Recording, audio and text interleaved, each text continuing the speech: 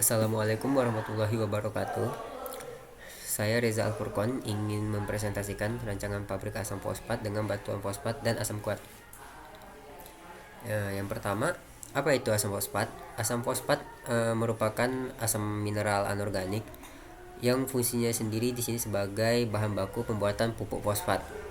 Nah, dalam pembuatan asam fosfat ini ada dua cara. Yang pertama ada cara basah dan kedua adalah pembuatan dengan tungku tungku aliran listrik.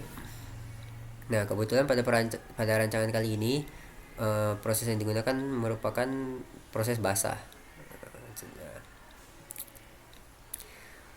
Di sini kita dapat melihat flow diagram pembuatan asam fosfat. Nah, terdapat 4 tangki, di mana tangki pertama berisi asam sulfat, kedua berisi produk asam fosfat, tangki ketiga berisi hidrogen fluorida, dan tangki keempat berisi air. Proses pertama yaitu di sini pada tempat penyimpanan batuan asam fosfat. Batuan itu diangkat menggunakan alirkan menggunakan belt conveyor, lalu dimasukkan ke dalam crusher menggunakan bucket elevator. Crusher ini berfungsi sebagai alat untuk memperkecil batuan fosfat ini. Lalu setelah dikecilkan menggunakan crusher, lalu dibawa kembali menggunakan belt conveyor, dimasukkan ke dalam ball mill menggunakan bucket elevator.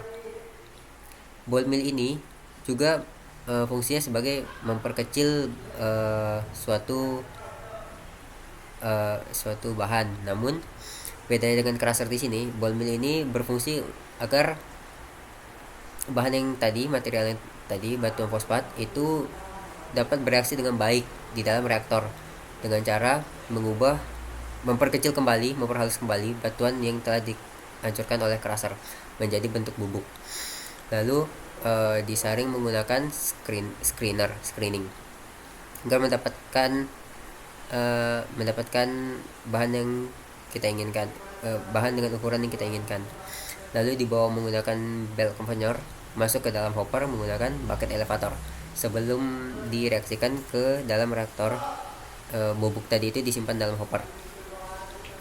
Lalu kita lihat pada tangki pertama yaitu asam sulfat. Ini dipompa dengan pompa lalu dimasukkan ke dalam heat exchanger. Fungsi dari heat exchanger ini agar asam sulfat ini mendapatkan suhu 70 derajat, di mana itu adalah suhu optimal untuk membuat asam fosfat. Lalu dialirkan menggunakan pipa lalu masuk ke dalam reaktor pertama. Begitu pula dengan air. Di sini dipompa oleh pompa masuk ke dalam heat exchanger lalu dialirkan menuju reaktor pertama. Kita dapat melihat di sini ada dua reaktor ya. Masing-masing reaktor ini diberikan koil pendingin. Itu gunanya untuk mengkontrol suhu agar tidak melebihi 70 derajat dan bisa bekerja secara optimal dengan konversinya yaitu 93%. Balik ke hopper, bubuk tadi dimasukkan ke dalam reaktor pertama, di mana bubuk ini akan bercampur dengan air membentuk selari dan bereaksi dengan asam sulfat dengan konversi 74%. Dari bahan baku yang tidak terproses tadi dimasukkan lagi ke reaktor 2. Di sini kita dapat melihat ada dua aliran ini, atas dan bawah. Aliran atas itu berisikan F2, CO2, hidrogen fluorida dan O2. Nah, sedangkan yang di bawah itu berisikan produk-produknya. Lalu di sini kita lihat dulu absorber. Nah, setelah produk samping tadi masuk ke dalam absorber, itu akan diberi air. Itu fungsinya agar kita mendapatkan produk berupa hidrogen fluorida. Nah, produk tersebut itu dipompa menuju heat exchanger agar suhunya 30 derajat lalu dimasukkan pada tangki 2. Sedangkan produk-produk yang tidak kita butuhkan keluar melalui aliran yang di atas. Kembali pada reaktor kedua, di sini aliran yang di bawah dipompa menuju pompa masuk ke dalam filter. Nah, di dalam filter produk tadi diberikan wash water di sini agar padatannya itu terlarut.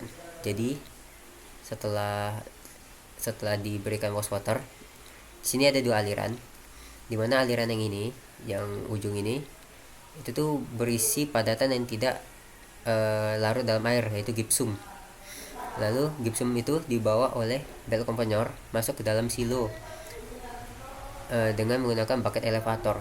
Didiamkan kurang lebih dari 14 didiamkan kurang lebih 14 hari. Lalu produk yang tadi ini yang larut dalam air dibawa menuju evaporator. Fungsi evaporator ini adalah untuk menghilangkan air pada produk-produk yang sebelumnya itu. Uh, itu tuh gunanya agar mendapatkan uh, evaporator ini gunanya agar mendapatkan produk sesuai standar pasar. Jadi evaporator pada rancangan kali ini itu menghilangkan air sebesar 31%. Jadi menghasilkan produk itu menghasilkan produk dengan konsentrasinya 75%, dimana produk itu dibawa menggunakan dipompa oleh pipa ini masuk ke dalam exchanger, lalu disimpan pada tangki 2. Sekian penjelasan dari saya. Assalamualaikum warahmatullahi wabarakatuh.